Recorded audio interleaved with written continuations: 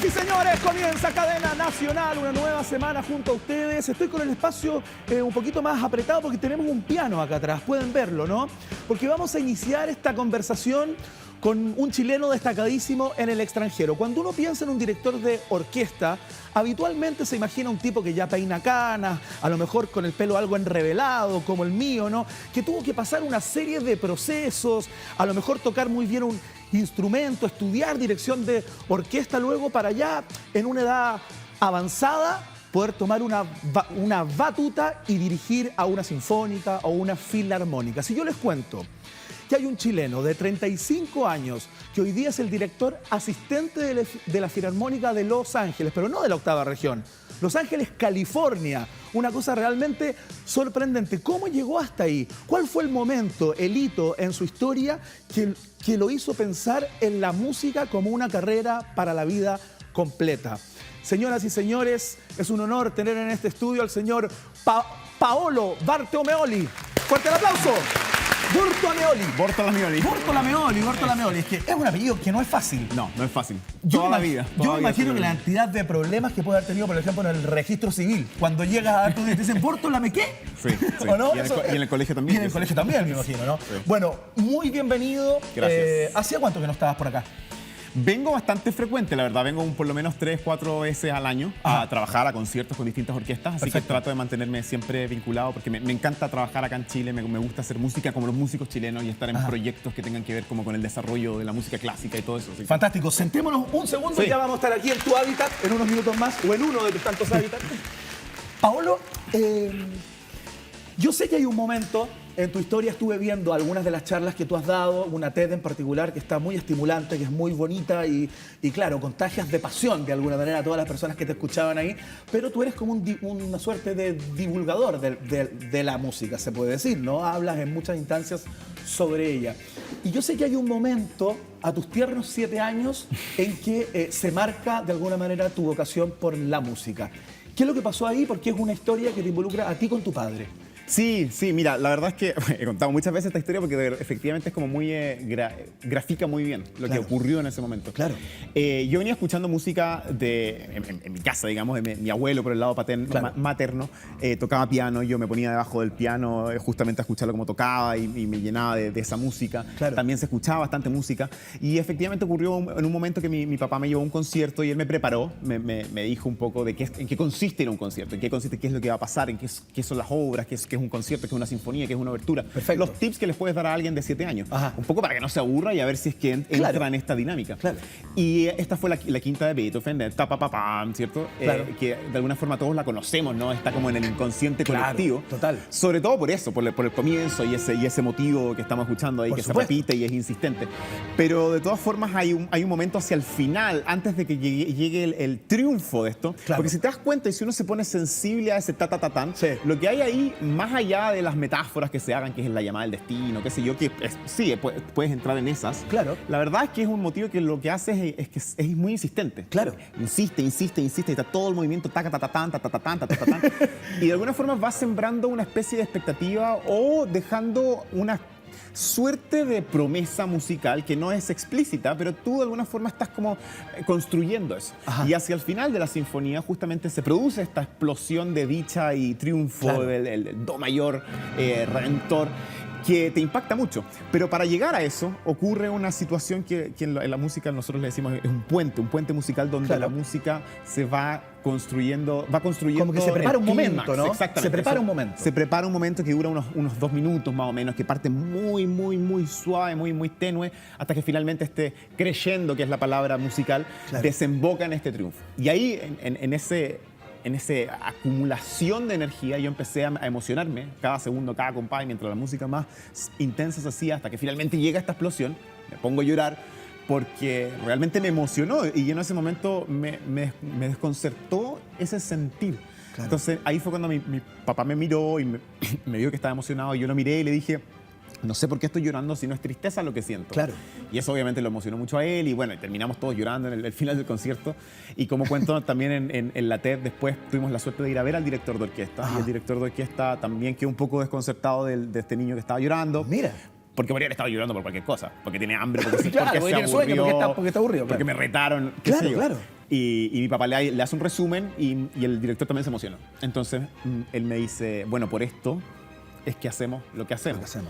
Y ese momento me cambió la vida porque efectivamente yo me quedé como con la sensación que me había producido. Y se apoderó de mí esto de, yo quiero vivir esto muchas veces. Quiero ser el que hace estos sonidos para vivirlo yo mismo. El que produce o el que interpreta. Exactamente, y para transmitírselos al resto.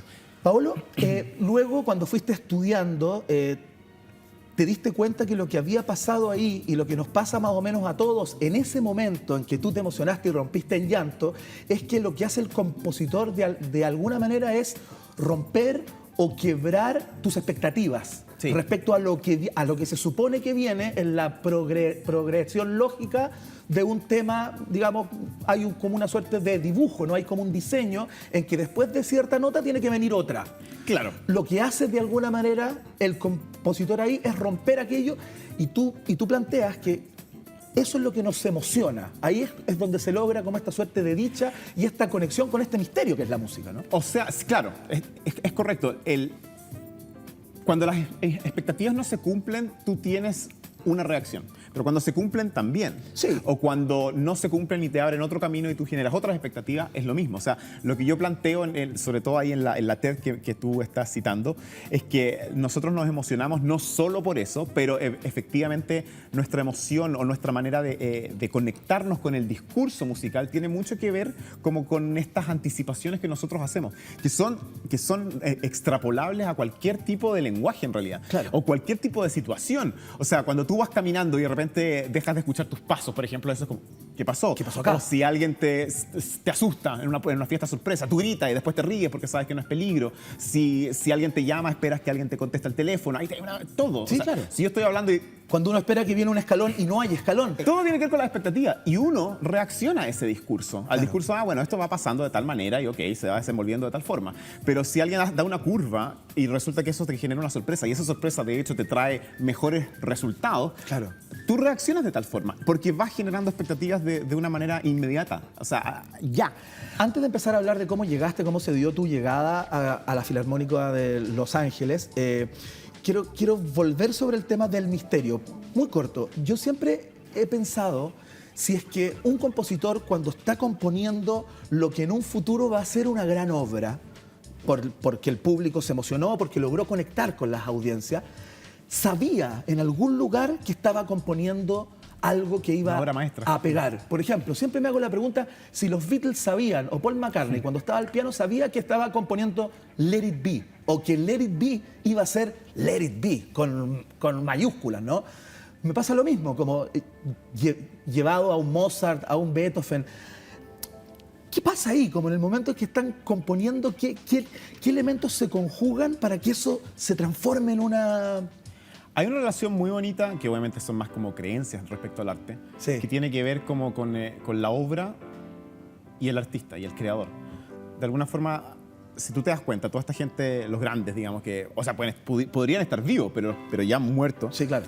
la obra los trascendió, o sea, la obra quedaron efectivamente para la eternidad. Claro. Y de alguna manera, a mí lo que me gusta creer de la música en particular Sí. es que los intérpretes hacen de la interpretación el último eslabón del proceso creativo. Ajá. O sea, los compositores crean, escriben, plasman todo esto en partituras, pero eso es tinta en un papel. Claro. Cuando la música Ocurre. cuando suena, cuando ocurre, efectivamente, todo vuelve a nacer, ¿cierto? Y ahí empieza esa constatación de que la obra se independizó de su creador. Claro. Desde que cuando ya la entregó, cuando dejó de ser. En el caso de los Beatles, a mí me encantan los Beatles, cada vez que tú escuchas a los Beatles los reviven, ¿no es cierto? Claro. O sea, están ahí, puedes escuchar la respiración, puedes escuchar están ahí en ese estudio. Pero también son procesos creativos geniales, porque de hecho los últimos discos de los Beatles nacieron muchas canciones de sesiones casi de jam sessions. O sea, Claro. estar ahí, Claro. de que ponme rec y nos ponemos a improvisar y hacer miles de variaciones Claro. en estos temas fantásticos. pero llega un punto en que también como que es como que las canciones se desprendieron de los Beatles. Ya no son ellos. Ya no les y la pertenecen canción. completamente. O sea, están ahí, Exactamente. ellos las hicieron, las crearon, pero están ahí, Y para en el espacio. responder a tu pregunta, decís que si los compositores son conscientes de lo que están haciendo, yo creo que en gran medida sí lo son, pero no creo que lo hagan desde un punto de vista como, esto va a ser un éxito, o esto les va a gustar a todo el mundo. Yo creo que hay como un momento en que esa obra deja, justamente cuando se desprende y tú la ves, tú la contemplas y ya no es tuya, sino que es la obra de arte. Ahí tú te das cuenta del porte que tiene, y ese porte o la trascendencia que va a tener pasa a tener como una especie de peso objetivo que va más allá Claro. de qué pluma salió. Claro. Pablo lleva 7 años en los Estados Unidos, entre lo que estudiaste y actualmente que estás trabajando en la Filarmónica de Los Ángeles, justamente, lo mencionábamos, claro. Y uno se pregunta, ¿no? ¿Cuál es la ruta que debe seguir un musicólogo como tú para llegar a una posición tan relevante, tan importante? No es menor estar frente a una que debe ser una de las orquestas más importantes de los Estados Unidos. Estamos viendo algunas imágenes ahí, justamente cosas que salen de tu Instagram también, que plasmas ahí como para contar en qué estás. ¿Cómo se dio tu llegada? Porque cualquiera podría decir, desde la vereda del que no sabe, este tipo es un prodigio, no hay otra alternativa. Pero tú dices que no eres un prodigio. Sí, cuando me preguntan sobre el piano, yo siempre digo eso, Bueno, claro. que no soy un prodigio. Porque lo que pasa es que a ver, son dos preguntas distintas, Sí. pero la segunda, la del prodigio, yo le doy muchísimo valor al esfuerzo y al trabajo. al trabajo. Creo que esa es una clave es la clave. O sea, efectivamente la gente puede tener talentos, pueden ser prodigios, pero si no hay trabajo de por medio, eso se queda en nada. Obviamente necesitas talento, necesitas sensibilidad, necesitas muchos factores extra, pero yo creo mucho en esa cosa de que si tú realmente te encuentras tu norte, encuentras lo que quieres hacer y de verdad lo haces con una pasión así desmedida y no hay duda que lo que tú estás haciendo es lo tuyo, Claro. lo logras. Entonces, en otras entrevistas, claro, yo he dicho esto de no el prodigio, en el sentido no de que yo crea que no tengo ni talento ni nada, No, obviamente. por supuesto. Por supuesto, pero no creo que las cosas se den fácil. Ajá. Entonces, y no me gusta esa caricatura del artista. Perfecto. El artista así como que en la noche le viene la Espontáneo. inspiración Claro. y de repente sale todo.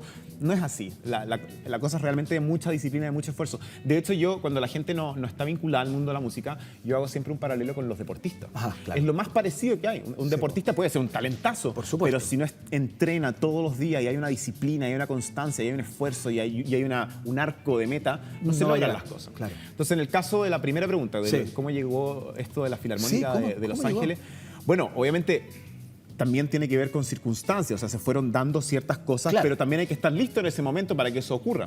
El caso de Los Ángeles fue de hecho muy, muy puntual. Yo fui a un concurso muy importante a nivel mundial, ¿Ya? donde uno de los miembros del jurado era la directora de Los Ángeles, digamos. Perfecto. Y a ella le gusté, como de todos los candidatos, yo fui su favorito, y ella Ajá. me dijo, me encantaría que te vinieras a trabajar, a hacer una pasantía con nosotros Perfecto. en Los Ángeles. Y cuando fui a hacer la pasantía y estuve ahí mis primeros 2 meses con ellos, Ajá. que es algo que iba a terminar, iba a ser así. Claro. Entre que yo le caí muy bien musicalmente y profesionalmente a la orquesta, me llevé muy bien con Gustavo Dudamel y con toda la gente, me ofrecieron el puesto de asistente. ¿Ya? Entonces, claro, ahí uno podría hablar de que ese fue el momento en que se cruzaron la oportunidad, ¿cierto? Y la preparación. Porque yo perfectamente podría no haber estado preparado y, claro, y no haberme... de Y alguna nadie hubiera forma- puesto los ojos sobre ti. Exactamente. No habría mostrado lo mejor de mí en esos 2 meses y no me habrían ofrecido el trabajo. Claro. O lo mismo para atrás. Si yo voy a lo del concurso, ok, haber sido invitado a ese concurso ya fue un tremendo logro, porque imagínate, postulan 500 del mundo e invitan a 12. Entonces es lo mismo. El hecho que me haya invitado es que porque estaba preparado para que el video que yo envié los motivó a invitarme, o sea, vieron algo que valía la pena para el concurso. Entonces, claro, yo siempre creo eso, hay que estar trabajando, hay que darlo todo en cualquier circunstancia, en cualquier proyecto, en cualquier concierto, en cualquier ensayo, cualquier orquesta, da lo mismo. Siempre hay que darlo todo como si fuese el momento más importante, porque en algún momento todas esas cosas de alguna forma se van armando como un engranaje, como una bola de nieve. Y llega un punto en que se cruza con la oportunidad. ¿Y qué es lo que te trae a Chile? Cuéntanos un poco en qué estás, porque entiendo que vas a participar, estás en una colaboración con la compañía de Teatro Cinema, Sí. y todo esto está en el marco de Santiago a 1000, ¿no? Exacto. A ver, cuéntanos un poco y para conocer las fechas Sí, y todo sí, aquello. sí. Canción de la Tierra, ¿qué es eso? A ver, sí, partamos del origen. Gustav Mahler, Sí. compositor importantísimo. Austriaco, ¿no? Sí, compositor clave de finales del siglo XIX y comienzos del XX. De hecho, Tal vez no todos lo reconocen así, pero para mí es como los eslabones, es como de estos bisagra. Perfecto. Que recoge toda la tradición y de alguna forma la lleva hasta un punto de saturación y pone un primer pie en la música nueva. Perfecto. Entonces Mahler efectivamente se convierte en una especie de eslabón. ¿Ya? Compone esta obra que se llama La Canción de la Tierra, que es su penúltima obra que se estrenó. La compuso en 1907 y es una obra muy singular porque de alguna forma es una sinfonía, pero que está compuesta por 6 canciones. Una macro obra con 2 cantantes. O sea, es una especie de híbrido entre un ciclo de canciones y una sinfonía, algo que no se había hecho hasta ese momento. Ajá. Donde ahí él plasma, bueno, todo de alguna forma la decadencia del sistema, del romanticismo, de la sociedad en que está viviendo, cómo va oliendo a que se viene la Primera Guerra Mundial. Él no alcanzó a vivir porque se murió en 1911, pero aún así se veía como esta cosa que se viene abajo todo.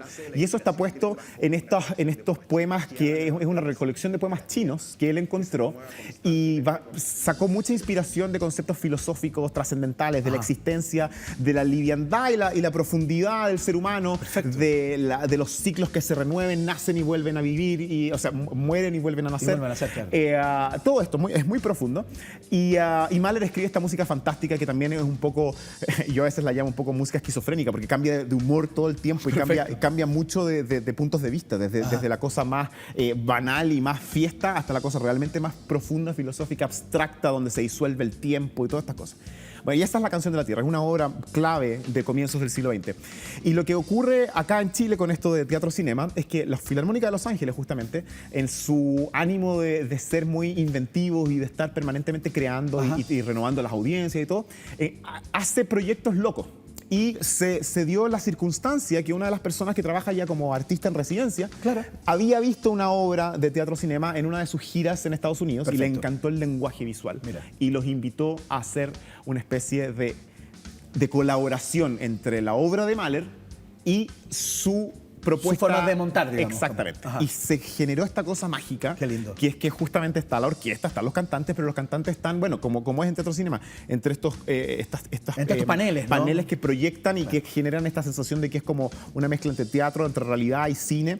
Pero los cantantes están cantando, o sea, y toda la imaginería de teatro cinema para de alguna forma hacer visual estos textos chinos que no necesariamente siempre son descriptivos, que a veces son muy abstractos, que a veces son muy filosóficos, pero aún así los llevan a una imagen y a un juego donde realmente se hermana muy bien. Y esto se estrenó en Estados Unidos y ahora es el momento de que los chilenos lo veamos. Perfecto. Hagamos una cosa en el piano, un segundo para volver sobre el tema de las expectativas. ¿Te parece si pasamos, Paolo? Porque claro, como cinemas de alguna manera hacen gráfico todo esto, quiero que hagamos musical lo que hemos estado conversando, particularmente quizás sobre el tema de las expectativas, ¿no? Que lo encuentro muy interesante y lo encontré muy bonito en esa charla que pude ver, ¿no? Así que pongámoslo en pantalla también.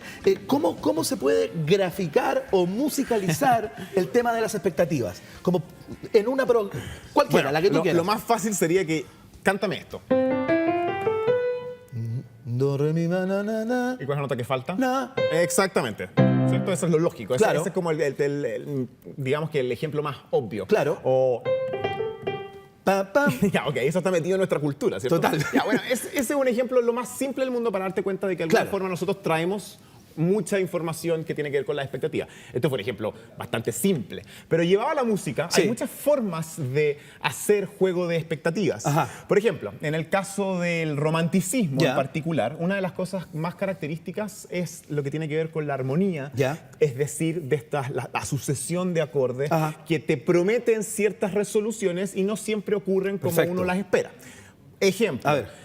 A ver, vamos a tocar un pedacito acá de una obra de Liszt que se llama Los Funerales. Y fíjate.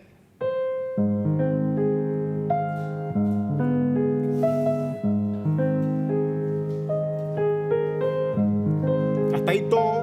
Claro. Bonito. Pero predecible, ¿no? Claro, tiene una progresión. Exactamente. Y ahora empieza a caminar la música.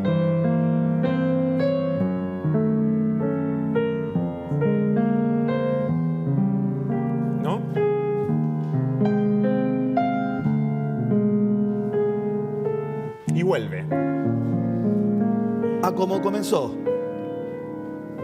¿Cierto? Perfecto. Hasta ahí nos sentimos cómodos. Claro, nos sentimos cómodos, no hay nada que quiebre. Hasta que empiezan las libertades.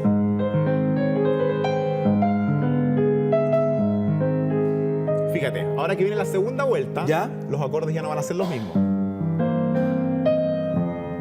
Mira esto.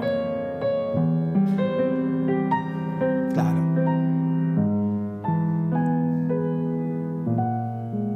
Claro, ahí Nos fuimos a otro mundo. Es un momento como, Es como que se provoca como una pasó? incomodidad. Exactamente. Se provoca una incomodidad. Esa es la ¿Qué palabra pasó? clave. Es qué pasó y para dónde va y qué pasa. Claro. Y de repente cuando llegas a esto, tú dices, ok, bueno, esto me suena a casa. Claro. Pero no es la misma casa donde habíamos partido acá. Claro. Y de repente de alguna forma extraña terminamos acá. ¿Cierto? Que es algo, es como, ok, nos cambiamos de universo. Claro, claro. Bueno, eso si lo llevas a un plano muchísimo más apasionado, que es en el clímax, ¿Ya? ocurre también en un momento clave.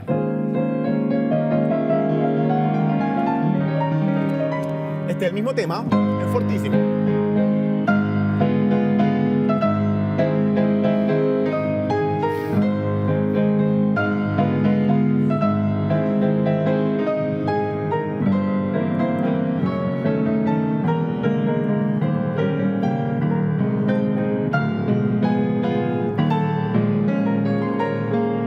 Llegamos a donde mismo. Pero ahora, mira.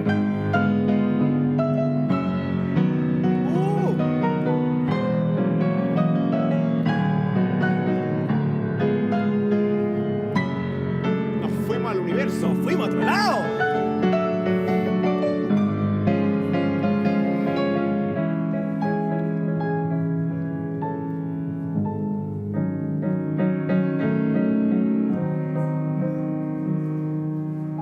¿Te das cuenta que es como Increíble. que hubiésemos estado... Fuerte el aplauso para Pablo, por favor. Impresionante.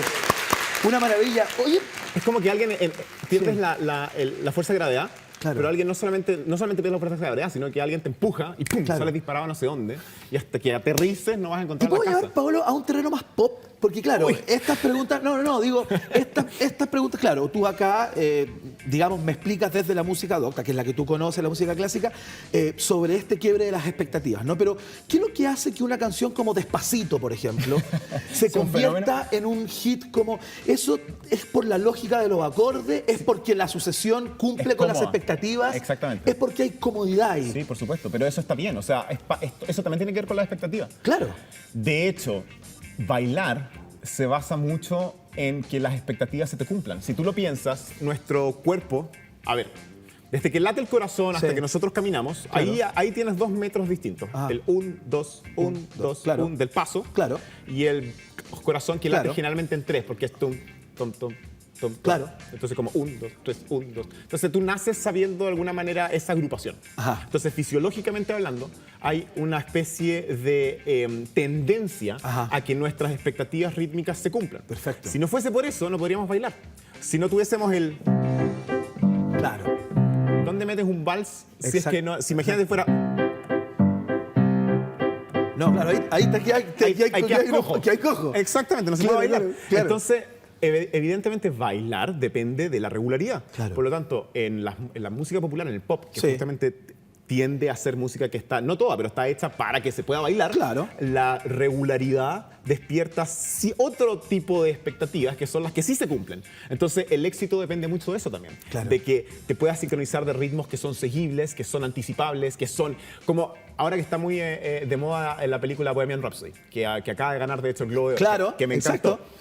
¿Qué dice Brian May cuando crea We Will Rock You? Que nosotros queremos una canción que el público pueda participar. Exacto. Y ahí es que nace el Tum, chan, tum, chan, pa. chan. Claro. Porque la regularidad de eso hace que la gente se entusiasme y empiece a seguir eso.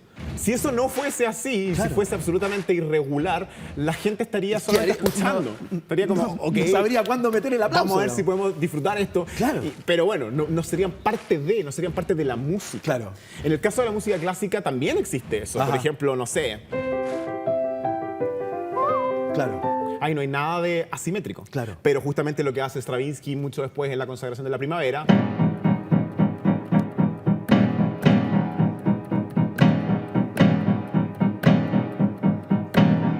dónde va el acento. ¿Dónde? Tú Claro. no tienes como, no puedes hacer esto como, No, como en el rock porque no sabes cuándo va. Y eso te produce incomodidad. Y Oye, eso Paolo, te ¿tienes genera algún otras placer culpable musical? Así, algo que te guste que no es digno de un músico como tú. Nah, No todo sé, es digo. digno, todo es digno. La música buena es buena. Sí. Pero la otra vez me hicieron la misma pregunta y me salió así del alma, que es como cantar canciones de teleseries de los 90. ¿En serio? Como solo veo y no sé, cosas así. Buenísimo. Sí, Qué sí, bien. porque está como que en el Está en el inconsciente, colectivo. claro. Sí. Pero a mí me gusta todo el tipo de música. Lo que pasa es que El trap, el reggaetón, esos ritmos de hoy día, así medio el reggaetón no me caribeños, más gusta mucho calentones. Ya. no me gusta por cuento de las letras. Tengo un problema serio con la cosa de... Claro, que hay una lírica un poco, Sí, un sí. poco obvia y pobre y pero sexista muchas veces. Exactamente. Pero sí me gusta mucho, bueno, el rock clásico. Bueno, partiendo por los Beatles, pero Pink Floyd y Queen, por supuesto, y qué sé yo, Led Zeppelin. O sea, al final la música buena es buena. Eso es lo que yo creo. Paolo, fechas para verte en el marco de Santiago 1000. ¿Cuándo es? ¿Cómo se hace? ¿Sabes cómo se hace para conseguir entradas? ¿O eso es gratuito, no? No. Ya, es eso con no. venta de entradas. Ya. Esto es en el Teatro Universidad de Chile. Sí. Es un concierto con la Sinfónica Nacional de Chile, con dos solistas, que es Evelyn Ramírez y Javier Weibel. Ajá. Y esto es el próximo jueves, viernes y sábado a las 8. Fantástico. Para conseguir entradas, yo creo que tiene que ver con... En la página de OM. Santiago Sí, Mil. porque es Santiago 1000. Todo esto está bajo del paraguas, digamos, de Claro. Santiago 1000, de este fantástico festival que Sí. nos acogió, nos invitó y nos tiene ahí como también como uno de sus platos fuertes, innovadores. Claro. Así que todos muy contentos. Así que es eso. Yo creo que las entradas tienen que ver con Teatro 1000 y posiblemente también con la Sinfónica. Buenísimo. ¿Se te viene algo importante con la Filarmónica de Los Ángeles? Sí, bueno, de hecho ¿Próximamente? la próxima semana tengo un concierto con ellos, con el ensamble de música contemporánea, Ajá. que también ellos tienen una temporada donde se estrenan obras. Y el próximo martes, parece una locura porque el último concierto acá es el sábado, Ajá. el martes estoy dirigiendo allá, tengo un concierto donde estreno obras que justamente vinculan a la música clásica, música autóctona, con el jazz. Perfecto. El programa está hecho como para ver dónde está el margen entre lo que es libre y lo que está escrito. Es muy interesante. Perfecto, fantástico. Te quiero entregar un libro, Pablo. Ah. Mira, voy a pararme acá. No, si quieres te quedas ahí, no hay ningún problema, te lo entrego acá mismo. Gentileza de Penguin Random House. Te quiero dar las gracias por haber estado en el día de hoy acá. Un placer conversar. Nora Roberts, Al atardecer se llama este libro y es para ti, para que lo Muchísimas disfrutes gracias. en tus tránsitos, en tus vuelos, para el viaje te puede servir. Gracias. Que le vaya muy bien, ¿ah? Un placer. Señoras y señores, un grande en el día de hoy.